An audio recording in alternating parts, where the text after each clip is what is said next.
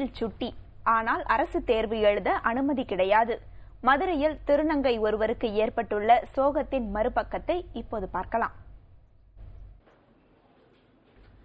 நீங்கள் பார்க்கும் இவர் மதுரை ஆண்டாள்புரத்தை சேர்ந்த சொப்னா.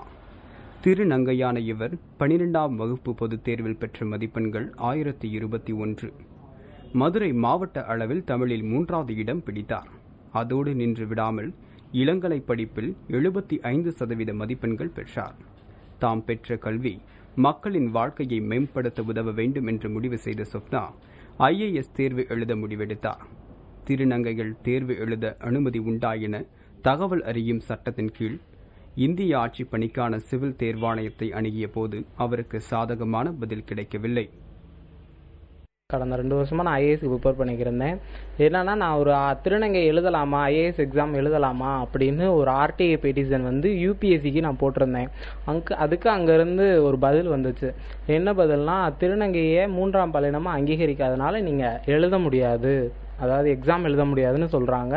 மேலும் நீங்கள் மத்திய அரசையோ இந்திய அரசாங்கத்தையோ தொடர்பு கொண்டால் மட்டும்தான் என்னை எழுத முடியும் அப்படின்னு சொல்கிறாங்க. அடையாள அட்டை என்பது ஒவ்வொரு மனிதனுக்கும் எவ்வளவு முக்கியம் என்பது அனைவரும் அறிந்த ஒன்று.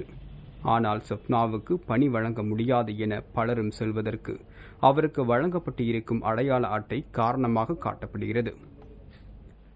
இந்திய அரசால் வழங்கப்பட்டுள்ள வாக்காளர் அட்டையில் பாலினம் ஆண்/ஃபீமேல்னு போட்டிருக்கு. நான் இதை ஆணுன்னு கன்சிடர் பண்ணிக்கவா இல்லை பெண்ணுன்னு கன்சிடர் பண்ணிக்கமா? என்னென்ன என் பாலினம்னு கொடுத்த ஒரு இந்திய அரசாங்கம் கொடுத்தப்பட்டுள்ள பாலினத்தில் இப்படி கொடுத்துருக்கு.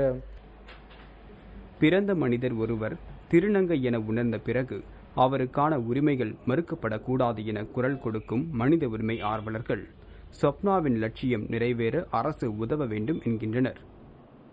காக்கைகளும் குருவிகளும் கூட எங்கள் கூட்டம் என்று கூறிய பாரதி பிறந்த மண்ணில் மனிதர்களாக பிறந்த திருநங்கையர்களுக்கு எந்த விதமான உரிமையும் வழங்கப்படாமல் இருப்பது ஏற்புடையதல்ல என்பது மனித உரிமை ஆர்வலர்களின் கருத்தாக இருக்கிறது. இந்த நிலை மாற உடனடியாக உரிய நடவடிக்கையை மத்திய மாநில அரசுகள் எடுக்க வேண்டும் என்பது பெரும்பாலானோருடைய கருத்தாக உள்ளது. புதிய தலைமுறை செய்திகளுக்காக மதுரையிலிருந்து ஹரிகிருஷ்ணனுடன் ராமானுஜம்.